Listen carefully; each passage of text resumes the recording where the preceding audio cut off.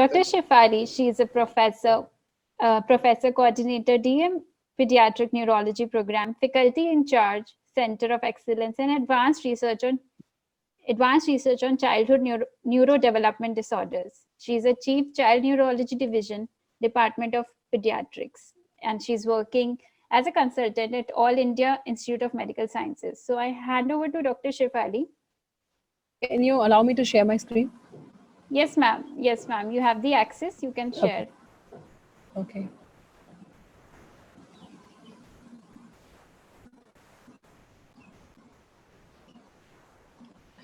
Thank you, Anubha. Thanks for inviting me. It's this second time. Right? Last time it was in presence, in physical presence, when we had in the IMA, right? So in any case, Yes, you ma'am. told me to talk about the neotherapies in muscle dystrophies and current status. See, आपको I just want to apprise you कि हर चीज logic है, हर चीज का और current status क्या है. तो the pictures and all are just to aid me to tell you कि everything has a science behind it and what we should do actually and what are the things which are currently available and currently in India also.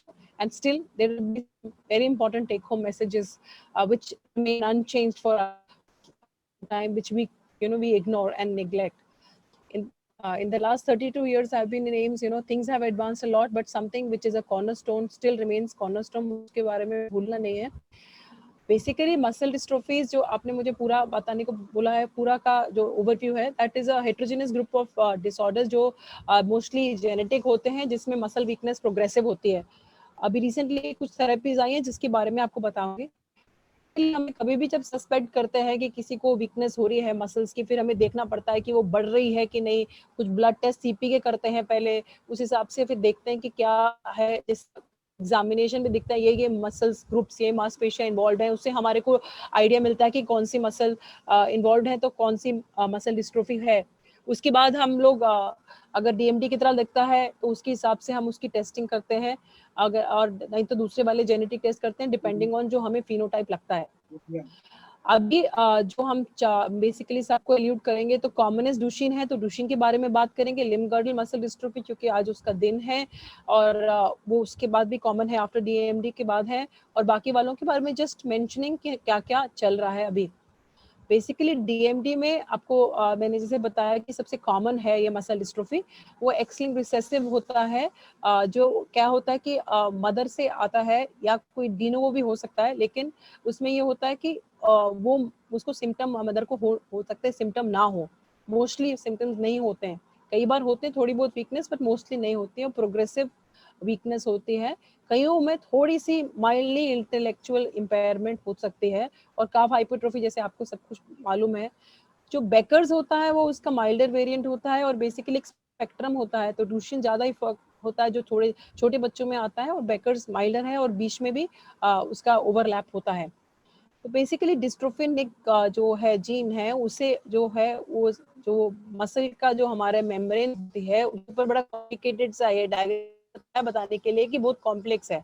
इसमें बहुत सारी चीजें हैं जिसके अंदर आपके सारे जो आपके जो लिम्ब गर्डल डिस्ट्रोफी के भी, डिस्ट्रोफिन्स के भी, सारों के जो है प्रोटीन्स वगैरह सब इधर ही होते हैं और सब इतने कॉम्प्लिकेटेडली इंटैंगल्ड होते हैं कि किसी एक में प्रॉब्लम होने से पूरा सिस्टम गड़बड़ हो जाता है. तो बेसिकली हम लोग ने जैसे बात किया कि अगर हमें लग रहा है तो हम सीपीके करते हैं, फिर डीएमडी लगता है तो एमएलपी वगैरह करके देखते हैं. अगर नहीं हो रहा है तो बाकियों में स्पेसिफिक फिर आगे वो जेनेटिक टेस्टिंग, जैसे आपको डॉक्टर खादिलकर ने बताया था कि वो फोकस्ड वाला कर रहे हैं, पर मतलब बेसिकली एनजीएस आ जाता है नेक्स्ट टाइम उसके देखने के लिए. ट्रीटमेंट के लिए इम्पोर्टेंट है, अगर डीएमडी है तो फिर हमें ये देखना है कि वो उसकी क्या कैपेसिटी है, फंक्शनल कैपेसिटी कितनी है, चल पा रहे हैं कि नहीं चल पा रहे हैं, और मेडिकल केयर क्या है, और सपोर्टिव को हमें बिल्कुल भूलना नहीं है, बहुत इंपॉर्टेंट है. और ये है कि इसका क्योंकि जेनेटिक है तो उसको अंडू नहीं कर सकते हैं. हम ये चाहते हैं कि मैक्सिमम जो लॉन्ग टाइम वो चल पाए, एम्बुलेशन जितना मर्जी हम प्रोलॉन्ग कर सकें, वो इम्पोर्टेंट रहता है. हमारे को ये बेसिकली की गाइडलाइंस वगैरह पूरी है, हमारे को देखना है कि उसका पूरा रिहेबिलिटेशन करना है, उसके मांसपेशी की जो एक्सरसाइजेस होंगी पूरा रिहैब होगा, एंडोक्राइन पार्ट देखना है, गैस्ट्रोइंटेस्टाइनल न्यूट्रिशन देखना है, रेस्पिरेटरी देखना है, कार्डियक फंक्शन देखना है, बोन हेल्थ देखना है। जो ये लोग स्टेरॉइड्स हम देते हैं, स्टेरॉइड्स पे लंबे होते हैं, उनको उसकी प्रॉब्लम हो जाती है। और ऑर्थोपेडिक मैनेजमेंट क्या, बिकॉज लॉन्ग टर्म स्टेरॉइड्स पे कईयों को बोन डेंसिटी कम हो जाती है। और इन over and above most importantly कि अगर इनको कुछ प्रॉब्लम्स हो इमरजेंसी में क्या देखना है। और साइको सोशल केयर बहुत इंपॉर्टेंट है। वो इम्पॉर्टेंट ये है कि पेरेंट सपोर्ट ग्रुप जो है, जैसे जैसे सर ने बताया, वेरी इंपॉर्टेंट। एंड दूसरा ये है कि हम बच्चों को देख रहे हैं, I am a paediatric neurologist, तो बच्चों को देख रहे हैं, बच्चे बड़े हो रहे हैं, तो इसका पूरा ट्रांजिशन होना चाहिए। और सब कुछ ये नहीं है कि थोड़े से बड़े हुए हम 18 साल तक देखते हैं, तो इनको प्रॉपरली हैंड ओवर होना चाहिए, ट्रांजिशन टू द एडल्ट्स। ये सबसे इंपॉर्टेंट स्लाइड है। हम नई नई चीजों के पीछे जा रहे हैं, पर नई चीजें भी जाना है, पर ये भूलना नहीं है। ये मल्टीडिसिप्लिनरी अप्रोच जो है, जो मैंने आपको स्नैपशॉट दिखाए थे कि बहुत इंपॉर्टेंट है। दवाई एक पार्ट है, लेकिन साइकोलॉजिकल काउंसलिंग वगैरह इंपॉर्टेंट है। जैसे सर ने बोला, आपका जो मेंटली आप स्ट्रांग हो, तो उसमें क्या, अगर हमारे को प्रॉब्लम है, हर एक को कोई ना कोई जिंदगी में प्रॉब्लम होती है, तो ग्लास में जो पानी है, अगर हम उसका भरा हुआ पोर्शन देख रहे हैं, खाली पोर्शन देख रहे हैं, अगर हम खाली पोर्शन देखेंगे तो कभी भी सेटिस्फाइड नहीं रहेंगे। तो जो हमारे ऑब्स्टिकल चैलेंजेस है, उसी के अंदर हमें मैक्सिमाइज करना है अपने पोटेंशियल को। हाँ, on the same time looking for newer treatment option, yes, but I am saying waiting for that, till that time we should not forget कि बाकी चीजों का भी बहुत इंपॉर्टेंट रोल है। अभी बेसिकली स्टेरॉइड्स देते हैं तो इम्पोर्टेंट है, क्योंकि हमारे देश में टीबी बहुत ज्यादा होती है, तो इसलिए हम एक्सरे और मैंटू पहले करके रखते हैं बच्चों के अंदर स्पेशली। और ये एक चीज कई लोग भूल जाते हैं कि स्टार्ट करने में वैक्सीन देनी होगी, वार्सेला, न्यूमोकॉकल और इन्फ्लुएंजा, जिससे चेस्ट इन्फेक्शन ना हो, स्टेरॉइड चालू करने से पहले मेरे पेनिसिलिन या डेफ्लेक्सिकॉर्ड शुरू कर सकते हैं। लेकिन पहले टाइम में जब बच्चे बैठ जाते थे, तो फिर उनको नॉन एम्बुलेटरी पेशेंट्स में हम बंद कर देते थे, पर अब है कि नॉन एम्बुलेटरी में भी देना है, क्योंकि उससे रेस्पिरेटरी फंक्शंस इंप्रूव रहते हैं। पर वो पेरेंट्स को साइड इफेक्ट बताना होता है, मॉनिटरिंग करना होता है। और ऑब्वियसली ये जो स्टेरॉइड है, वो स्टेबलाइज करता है जो मसल है, जो मैंने बताया उसकी मेम्ब्रेन के कितना कॉम्प्लेक्स है, जिसके अंदर सारे के सारे प्रोटीन सब इकट्ठे थे, और ये रिपेयर को भी इम्प्रूव करता है। तो they are definitely evidence to see. तो basically this will come on the symptomatic side, पर अगर डिजीज को कैसे मॉडिफाई कर सकते हैं, अगर उसके लिए भी कोई जेनेटिक चीजें हैं, लेकिन अभी भी current standard of care steroids हैं। स्टेरॉइड जो है हम 0.75 mg/kg देते हैं, और जिनमें और डिफ्लेक्सिकॉर्ड भी दे सकते हैं, तो जो अफोर्डिंग होते हैं, और डिफ्लेक्सिकॉर्ड में साइड इफेक्ट कम होता है। डीएमडी का जो जीन है, वो सबसे लंबा जीन है, लार्जेस्ट जीन है। उसके अंदर के जगह पे म्यूटेशन देखे जाते हैं, एक पूरा डेटाबेस अवेलेबल होते हैं, साइंटिस्ट डॉक्टर्स के पास पूरा डेटाबेस है, जिसमें जितनी प्रकार की म्यूटेशन है सारी मिलती हैं। और उसके हिसाब से जो कॉमन जो है डीएमडी एक्सॉन डिलीशन, इसलिए बता रही हूँ क्योंकि उसके आगे ट्रीटमेंट ऑप्शन की बात आती है। तो बेसिकली जो नए एडवांस थेरेपीज हैं, उसमें क्या है, जीन होती है, जीन से उसके बाद उसका प्रोटीन अल्टीमेटली बनता है। तो जीन थेरेपी जो होता है, उसमें आपको क्या करते हैं कि जीन या छोटा छोटा पार्ट उसके जो है पेशेंट के सेल्स में जाते हैं थ्रू अ वायरस, ताकि वो बच्चे को जो है पूरा जेनेटिक पूरा चेंज हो जाता है, वो उसमें नॉर्मल जीन चले जाते हैं। दूसरा होता है ये एंटीसेंस ऑलिगोन्यूक्लियोटाइड्स, जिसको मैं अभी पिक्चरली आगे दिखाऊंगी। उसके बाद एक प्रोटीन होती है, प्रोटीन को कैसे स्टेबलाइज करें। जैसे ये है जो आपका ये म्यूटेशन है जो हरा वाला, तो अगर इसके बाद है, अगर यहाँ पे ये जो एंटीसेंस ऑलिगोन्यूक्लियोटाइड जुड़ेगा, तो ये इसको बाईपास कर लेता है, नहीं तो ये टूट जाएगा, तो इसके बनेगा ही नहीं डिस्ट्रोफिन, तो मसल का प्रोटीन ही नहीं बनेगा, तो आगे गड़बड़ है। अगर इसको बाईपास कर लेंगे, तो इसके लिए नई नई ऑप्शन है, और डिपेंडिंग ऑन द म्यूटेशन वो डिफरेंट है, जैसे एक्सॉन्डिस 51 के लिए है। सिमिलरली जो नीचे वाला है वो नॉनसेंस म्यूटेशन के लिए है, उसमें अंदर ये नॉनसेंस म्यूटेशन होती है, तो प्रोटीन बनना बंद हो जाता है, तो फिर ये इसके अंदर ये बिल्कुल छोटा रह जाता है, फंक्शनल नहीं रहता। जब हम ये एटालुरिन देते हैं, उसको ये बाईपास कर लेता है, ताकि वो उसका जो है उसको रीड थ्रू कर लेता है, मतलब उसके रुकता नहीं है, प्रोटीन बन जाता है। तो ये वाली चीजें सारी ये जेनेटिक्स वाली आपको बता रही हूँ कि चल रही है। और ये जीन थेरेपी है, वो वायरस के अंदर उसमें जो नॉर्मल वाला जीन्स डाल के फिर वो ह्यूमन को इन्फेक्ट करते हैं। तो बेसिकली ये सारी ऑप्शंस हैं, जिसका लॉजिक है और हर कंडीशन में है, जिसके उसके हिसाब से जेनेटिक्स वाला है। पर ये वाले जो आपको जो मोस्ट कॉमनली चल रहे हैं कि gene therapy obviously is the maximum the solution और एक्सॉन स्किपिंग या एक्सॉन स्पीकिंग जो मैंने आपको ऊपर वाला दिखाया था, जो 51 का बता रहे थे कि वो चिपक रहा है ताकि म्यूटेशन की वजह से जो प्रोटीन फंक्शनल नहीं बन रहा था उसको फंक्शनल बन रहा है, बिकॉज वो जो म्यूटेशन वाले एरिया को बाईपास कर रहा है। और स्टॉप कोडॉन रीड थ्रू हो गया जो एटेलुरिन नॉनसेंस म्यूटेशन में है, जहाँ पे वो बंद हो रहा था उसको यहाँ पे जाके वो एटेलुरिन चिपक जाता है, तो उसके बाद वो पढ़ सकता है फ्रेम और प्रोटीन बन जाता है। तो ये जो एटेलुरिन है उसका ट्रायल चल रहा है, और इसके अंदर अभी वो साउथ कोरिया, इजराइल के अंदर अप्रूव्ड है और यूरोप में अप्रूव्ड है, पर अभी एफडीए ने अप्रूव नहीं किया है। उसमें दिखाया गया है काफी स्टडीज में कि डिस्ट्रोफिन जो प्रोटीन बनता है, जो उसका जो फंक्शनल प्रोटीन है जो चाहिए वो इम्प्रूव होता है और क्लिनिकल इम्प्रूवमेंट है।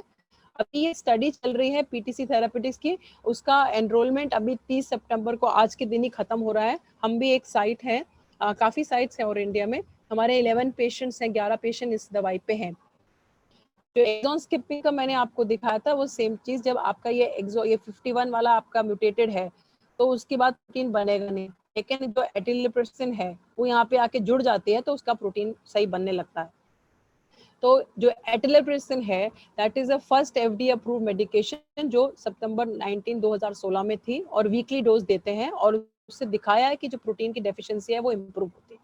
तो उसके अंदर ये भी दिखाया है कि उसके अंदर जो प्रोटीन जो है वो डेफिनेटली बढ़ रहा है। अब ये जो है एक्सॉन्डिस के नाम से आता है, एक्सॉन्डिस 51, इसका 50,000 रुपए एक वाइल का कॉस्ट है। तो बेसिकली कॉस्ट के तो बहुत प्रॉब्लम है, एंड और भी एक्सॉन स्किपिंग की ड्रग्स हैं डिपेंडिंग ऑन द म्यूटेशन। पर आप ये समझिए ये हर डुशेन मसल डिस्ट्रोफी के लिए नहीं है, जिसको वो म्यूटेशन है उसी को तो वो करेगा ना वो एरिया को बाईपास। तो अभी ये एक्सॉन 53 भी है जो वाइटोलरसिन का अभी ट्रायल शुरू हो रहा है। हमारा भी एक हमारा साइट है, इसका एनरोलमेंट अभी चालू होगा maybe by next month. So उसके अंदर भी this will be also the same principle. और एक और चीज है, एक यूरोपियन एक चीज होता है वो उसका थोड़ा कजन की तरह है, आप कजन की तरह बोलोगे डिस्ट्रोफिन का, लेकिन वो क्या होता है कि वो बेसिकली जो है डिस्ट्रोफिन तो मैंने आपको दिखाया था वो मेम्ब्रेन पे होती है मसल के, लेकिन ये जो यूट्रोपिन होता है ये जो होता है वो एक्चुअली एग्जैक्टली मेम्ब्रेन पे नहीं होती, उसके बगल में होती है। लेकिन अगर क्या है कि जब डिस्ट्रोफिन का है ही नहीं बन रहा तो वो काम नहीं कर रहा है, तो अगर उसको यूट्रोपिन से हम रिप्लेस कर देते हैं तो कुछ फंक्शनैलिटी आ जाती है। तो this is also important to see, क्योंकि जब इसको ये जो नॉर्मल वाला है उसके अंदर ये डिस्ट्रोफिन बन रहा है और यहाँ पे यूट्रोपिन अलग जगह पे है, लेकिन जब ये बनना बंद हो गया डिस्ट्रोफिन तो यूट्रोपिन आके वहां चिपक जाता है और उसका फंक्शनिंग पार्शियली शुरू हो जाता है। तो ये सब चीजें हैं, तो ये माइस के अंदर स्टडी हुई है, फेज बाकी ट्रायल्स भी चल रहे हैं, बच्चों में भी चल रहे हैं। तो बेसिकली ये सारी चीजें अभी इनमें बहुत समय लगता है, पहले वो एनिमल एक्सपेरिमेंट्स होते हैं, फिर सेफ्टी स्टडीज होते हैं ह्यूमंस के अंदर, उसके बाद उसकी एफिकेसी होती है, तो it takes lot of time. And ये अब पता है ये महंगे क्यों होती हैं चीजें, क्योंकि इसके ऊपर इतना रिसर्च में इतना पैसा लगता है, तो उसका लिए वो जो कंपनीज हैं ये सारी प्राइवेट कंपनीज होती हैं, तो they have to take the money out of that of what they have spent.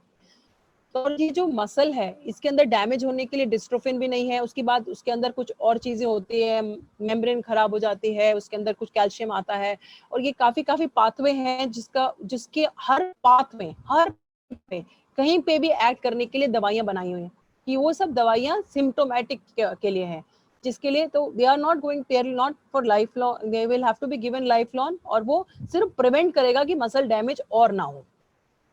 सो ये this is the two understand, जब करते हैं कि क्यों हो रहा है उसके हिसाब से होता है। एक और अभी दवा आई है जो उसका कॉर्टिकोस्टेरॉइड का रिप्लेसमेंट मान रहे हैं उसको, तो और ये आपको बस हेडिंग बतानी है कि डिफरेंट वे को देखा जा रहा है, इन्फ्लेमेशन कम करना है, जो ऐसा होता है कि इसके अंदर क्या होता है जो हमारा मसल है रिप्लेस हो जाता है फाइब्रोफैटी टिश्यू से, तो उसके अगेंस्ट के काम कर रहे हैं, मसल ग्रोथ, कैल्शियम को और इसकी जो एनर्जी है उसको प्रिजर्व करने के लिए, कार्डियक फंक्शन के लिए। और ये जीन थेरेपी जो मैंने आपको बताया था कि वो वायरस के अंदर नॉर्मल जीन डाल देते हैं which gets putted into the patient, and उसके बाद वो होता है इन्फ्यूज करते हैं। और ये इसके ट्रायल चल रहे हैं जीन थेरेपी के। जीन थेरेपी हमारे डीएमडी का इधर नहीं, पर आपको ये बता दूं कि इस एसएमए एक न्यूरो मसल प्रॉब्लम है, मसल डिस्ट्रोफी नहीं है, पर एक प्रॉब्लम है एक न्यूरो मसल की, उसमें एंटीरियर हॉर्न सेल एक कोई पर्टिकुलर पार्ट है जहाँ पे प्रॉब्लम होती है, उसके जीन थेरेपी अप्रूव हुई है। और लेकिन वो सबसे महंगी दवाई है पूरी मैनकाइंड में कभी बनी हुई, $210 मिलियन US डॉलर्स। तो वो, लेकिन जो कंपनी है नोवार्टिस वो फ्री में दे रही है कंपैशनेट ग्राउंड पे। तो इंडिया में जो फर्स्ट पेशेंट जिसका हुआ था वो हमारा हुआ है 29 मई को। तो वो बच्चा इम्प्रूव कर रहा है, पर दे तो तब है जब they are giving on compassionate ground. How many people can afford, इतना जो महंगा महंगा है। स्टेम सेल की बात सर ने बताई थी। स्टेम सेल का क्या है, कुछ कुछ केस रिपोर्ट आ जाती है और कुछ क्या कहते हैं और कुछ टेस्ट में दिखाया है, लेकिन आपको बताओ stem cell is something very promising for the future, पर अभी उसका रोल नहीं है। स्टेम सेल की क्या क्षमता है कि और सेल बनाए, ठीक है, वो आप उसको डाल रहे हो तो इसमें ये उसमें आपको उसको होमिंग करनी पड़ेगी। रिसर्च की बात है कि वो भाई मसल में जाके मसल ही बनाए। तो ये जो तो इसलिए very important something is there. अभी स्टेम सेल्स प्लीज नहीं कराइए। आजकल काफी नुक एंड कॉर्नर पे काफी स्टेम सेल के सेंटर्स खुल जाते हैं, पेरेंट्स जाके हैं, क्योंकि बिकॉज पेरेंट्स वांट की कुछ मैजिकल क्योर हो जाए and everybody wants their child to do well. पर ये अभी as of now please stem cell का कोई रोल नहीं है। अभी डेफिनेटली फ्यूचर का बहुत पोटेंशियल है, पर जब पोटेंशियल की बात है, पर आपको ये बता रही हूँ कि आप नेट में जाते हैं तो ऑनगोइंग ट्रायल्स आपको मिलते हैं जो हो रहे हैं। उससे हमारे को पता है कि चल रहे हैं। अभी एक्टिव रिक्रूटमेंट वाले जो ट्रायल्स हैं, ये जो बिटालुरिसिन मैंने बताया अब शुरू हो रहा है इंडिया में 5 साइट में कर रहे हैं, जिसमें से हमारा एक है। तो डिफरेंट डिफरेंट जो चीजें मैंने आपको बताई हैं उस हिसाब से डिफरेंट चीजें शुरू कर रहे हैं। और इट इज आपको ये फ्लो चार्ट वगैरह इसलिए दिखाया ताकि हमें भी समझ में आए कि क्यों हो रहा है, it's and how much difficulty takes and what do we expect. अब लिम्ब गर्डल मसल डिस्ट्रोफी जो है विच आपको जैसे सर ने बताया था, उसका ऑब्वियसली देयर वेरी टाइप्स, जिसमें कोई इनहेरिटेंस हर एक का अलग होता है। अभी भी कोई standard of care medical therapy नहीं है एलजीएमडी के लिए।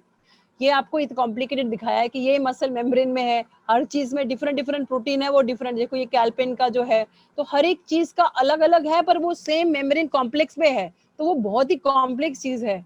तो उसके अंदर किसी में भी होता है प्रॉब्लम, तो उसके साथ मसल वीकनेस होती है। बहुत इंपॉर्टेंट भूलना चाहिए, क्योंकि कई बार होते हैं हम चेस कर रहे होते हैं कि नई पोटेंशियल ट्रीटमेंट्स और ये भूल जाते हैं, इसलिए मैंने दोबारा लगाया। उसके बाद ये एलजीएमडी में के लिए वो जो एक मॉडिफाइड स्टेरॉइड आपको डीएमडी के लिए बताया था, उसके कुछ ट्रायल्स चल रहे हैं। स्टेम सेल को ना उसके अंदर उन्होंने कुछ जीनोम एडिटिंग, मतलब उसके अंदर उसको जेनेटिकली कुछ इंजीनियर करके कुछ कर रहे हैं, जीन थेरेपी की है। और जो मैंने आपको बताया था कि कोई पर्टिकुलर म्यूटेशन के साथ जो एक्सॉन स्किपिंग के भी कुछ ट्रायल चल रहे हैं, पर अभी इट्स वेरी फार ऑफ। और मॉडिफाइंग प्रोटीन्स ऑल्सो, क्योंकि पहले जीन है, जीन के बाद उसके बाद अल्टीमेटली प्रोटीन बनना है, तो हर लेवल पे एक्ट हो सकता है। तो ये अभी it is in the something which is on going. And corticosteroid जो है उसके अंदर कोई पहले इसको एलजीएमडी के लिए स्टैंडर्ड ऑफ केयर नहीं है, जैसे डीएमडी में तो देना ही देना है, पर सम ऑफ सार्कोग्लाइकोनोपैथीज और डिस्ट्रोग्लाइकोनोपैथीज मतलब कुछ एलजीएमडी में कुछ फायदा बताया गया है, पर कहीं कहीं रिपोर्ट में बोला है कि शायद कार्डियक फंक्शन में प्रॉब्लम ना हो।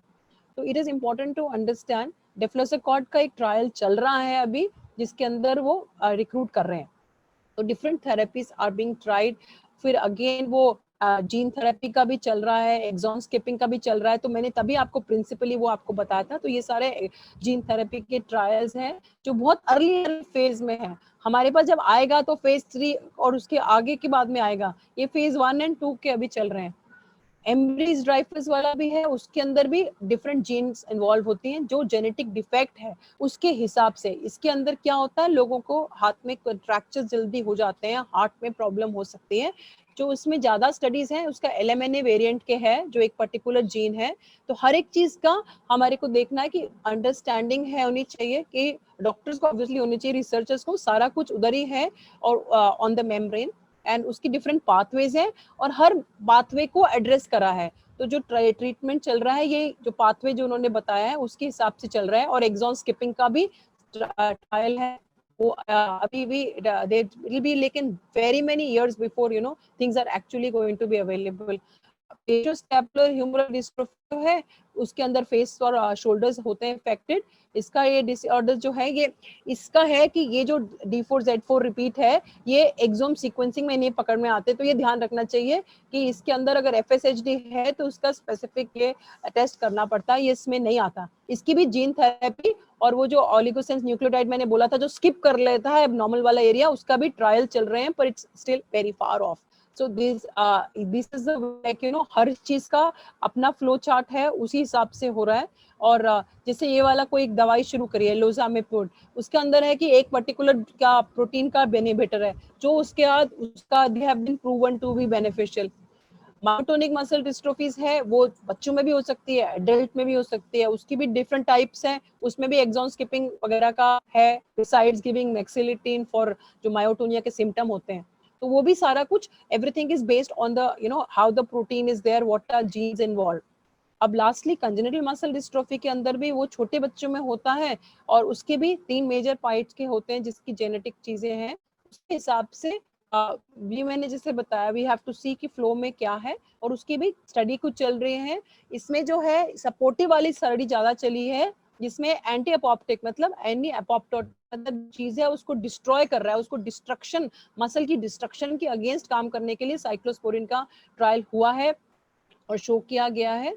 एंड बाकी again exon skipping gene therapy चल रही है। पर what I want you to remember, holistic multidisciplinary approach is important. We have to optimize the treatment for patients, and very important, अगर हम कहते हैं एक फैमिली में बहुत लोगों को या पेरेंट्स और बच्चों को मसल डिस्ट्रोफीज है या कोई भी अनुवांशिक वाली जेनेटिक बीमारी है, तो it is a failure of the doctor fraternity, क्योंकि आपको बताना पड़ेगा हमें, ताकि जैसे अभी सर ने बताया कि वो मैरिजेबल एज वाले उनके टेस्ट होने हैं, जेनेटिक काउंसलिंग करनी है, बताना चाहिए कि अगर हम क्लोज रिलेशन में करेंगे शादी तो क्या प्रॉब्लम है, अदरवाइज किसी को घर में है तो कितना रिस्क है उसकी प्रेगनेंसी में, और कैसे प्रीनेटल डायग्नोसिस हो सकता है, एंड उसमें that has to be told from the beginning.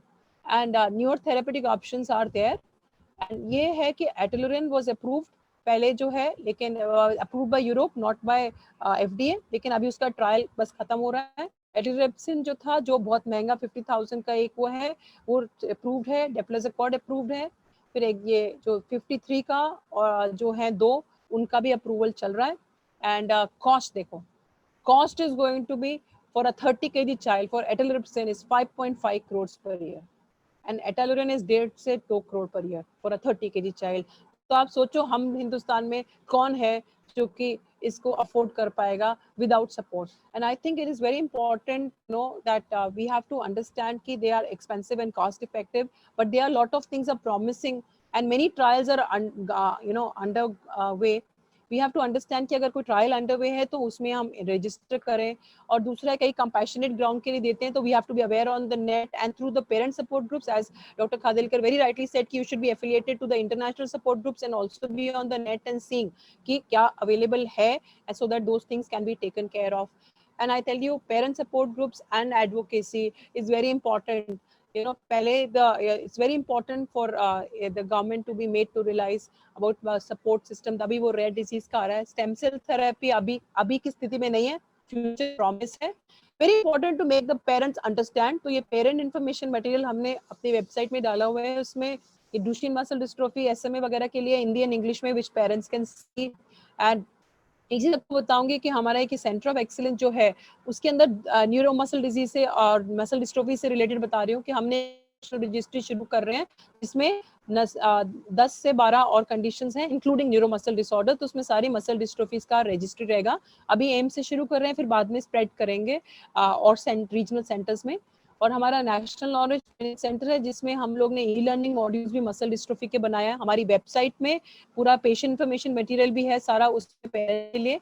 और आप पूछ रहे थे ना मसल डिस्ट्रोफीज के लिए एनजीएस, यस, हमने एनजीएस के लिए किया है, प्रोजेक्ट में फंडेड है, पर जैसे सर ने बोला it is a limited an जिसको हम केटर कर सकते हैं। तो जो बच्चे हमारे नॉन डुशेन मसल डिस्ट्रोफी हैं, बाकी मसल डिस्ट्रोफीज अदर देन डुशेन, उसका हम एनजीएस कर रहे हैं as a part of this Center of Excellence project along with collaboration with IGIB, and we also running child neurology helpline and teleconsultation services for them. And really it's very important to understand कि we all have to be understanding about our rights and be positive. ऐसे मैंने बोला हर एक के life में challenges हैं, कोई बिना challenge के नहीं है। We have to make the best of what we can, and we should all be smiling in a group together. Thank you so much.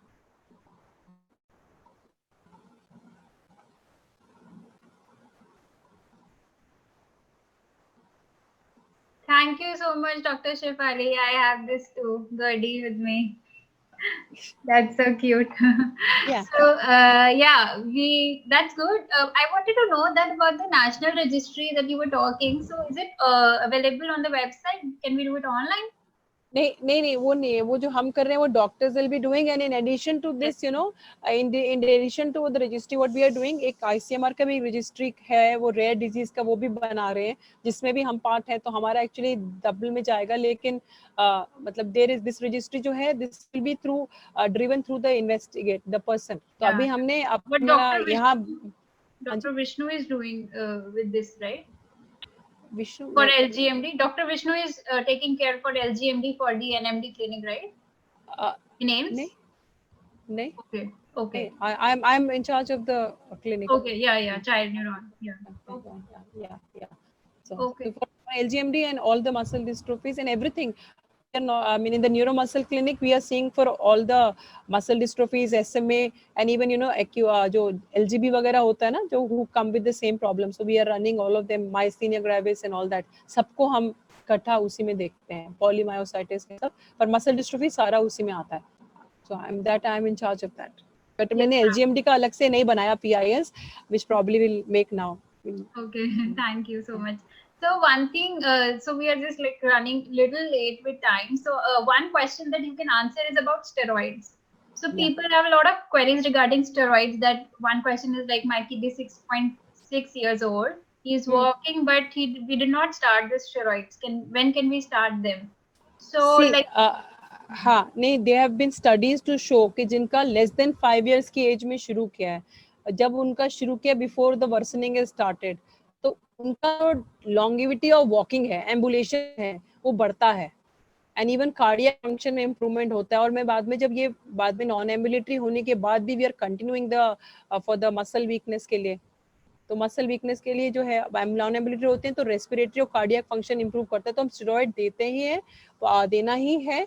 And बाद में जब बेड चलना बंद कर देते हैं, तो we reduce the dose of steroid, but it has to be given, but we have to monitor for blood pressure and weight gain and all has to be monitored, and we have to monitor, as I mentioned to you, we'll have to see for bone mineral density, we'll have to give them calcium and vitamin D supplements, क्योंकि दो reason है, एक तो वो steroid मिल रहा है, और दूसरा बाद में जब ये नॉन एम्बुलेटरी होते हैं तो ज्यादा बाहर जाते नहीं है, तो सनलाइट एक्सपोजर भी नहीं है, so in that situation we'll have to see holistically the child, so that we have to improve the quality of the life of these children.